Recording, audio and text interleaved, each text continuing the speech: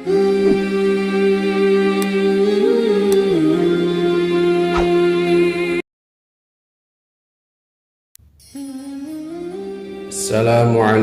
warahmatullahi wabarakatuh.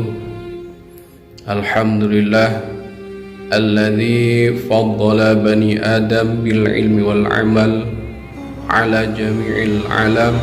Wassalatu wassalamu ala sayyidina Muhammadin sayyidil arabi wal ajam wa ala alihi wa sahbihi ya nabi'il ulumi wal hikam. Amma ba'd.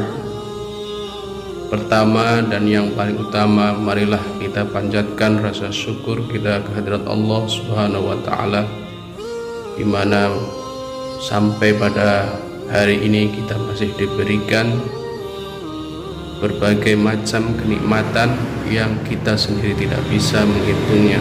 Sholawat beserta salam senantiasa kita aturkan kepada baginda alam Nabi Muhammad Sallallahu Alaihi Wasallam, yang semoga kita diakui menjadi umatnya dan berhak mendapatkan syafaatnya. Amin Allahumma amin. Pada pertemuan kali ini saya akan mengkaji tentang ilmu tajwid, di mana yang pertama adalah bagaimana hukumnya nun sukun atau tanwin ketika bertemu dengan huruf hijaiyah.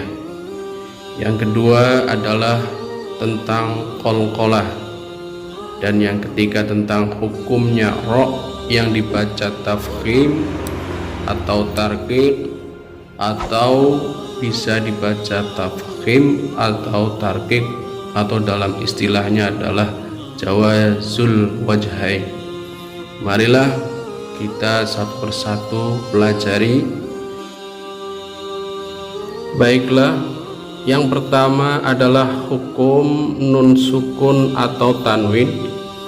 Bila bertemu dengan huruf hijaiyah maka ada 5 macam atau 5 bacaan. Yang pertama adalah idhar. Idhar menurut bahasa adalah artinya jelas, dan menurut istilah adalah apabila ada nun sukun atau tanwin, fathatain, kasrotain, domatain bertemu dengan salah satu huruf hamzah, ha, ha, ain, kho, ghin, maka dibaca idhar atau yang disebut dengan huruf-huruf halqi, maka disebut dengan sebutan idhar halqi. Contohnya yaitu yang pertama yauma idzin khashi'ah, ada tanwin bertemu dengan huruf kha. Yang kedua min haitsu, ada nun sukun bertemu dengan huruf ha. Yang ketiga salamun hiya, ada tanwin domatain bertemu dengan huruf ha.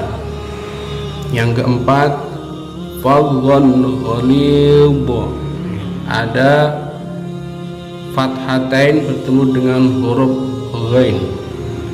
Yang kelima azabun alimun, ada domatain bertemu dengan hamzah. Dan yang keenam min ainabin, jadi dibaca jelas min ainabin, tidak boleh min, tidak boleh, dibaca jelas min ainabin. Itulah contoh-contoh bacaan idhar halqi. Yang kedua ada idgham bi gunnah.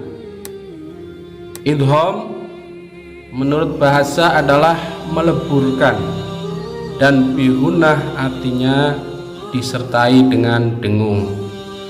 Adapun menurut istilah ilmu tajwid adalah apabila ada nun sukun atau tanwin bertemu dengan salah satu hurufnya adalah ya, nun, mim, waw. Contohnya syarran yarahu, ada fathatain bertemu dengan huruf ya. Yang kedua amilatun nasibah, ada dhammatain bertemu dengan huruf nun. Yang ketiga ghisyawatu walahum, ada dhammatain bertemu dengan huruf waw. Dan yang keempat ajalim musamma, ada kasrotain bertemu dengan huruf mim. Dan yang ketiga ada bacaan idgham bila gunnah.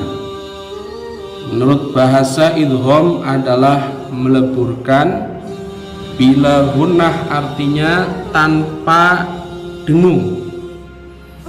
Adapun menurut istilah adalah apabila ada nun sukun atau tanwin, boleh fathah tanwin atau kasroh tanwin atau dhammah tanwin bertemu dengan salah satu huruf lam atau ro. Contohnya hudal lil muttaqin, ya, hudal, ya. Tidak boleh hudal, ya, tidak boleh, tidak tanpa didengungkan. Mir rabbihim, tidak boleh mir rabbihim. Itulah ketiga bacaan hukum nun sukun atau tanwin. Kita berlanjut pada yang keempat, masih dalam pembahasan hukum nun sukun atau tanwin. Yang keempat adalah iqlab. Iqlab menurut bahasa adalah membalik, sedangkan menurut istilah adalah apabila ada nun sukun atau tanwin bertemu dengan huruf ba. Jadi hurufnya iqlab hanya ada satu, yaitu ba. Contohnya adalah mim ba'di. Sekarang yang kelima adalah bacaan ikhfa. Ikhfa menurut bahasa adalah menyamarkan, sedangkan menurut istilah adalah apabila ada nun sukun atau tanwin bertemu dengan 15 huruf, yaitu ta, sa, jim, dal, zal, zai, sin, shin, sod, dod, qa, dha, fa, qaf, kaf.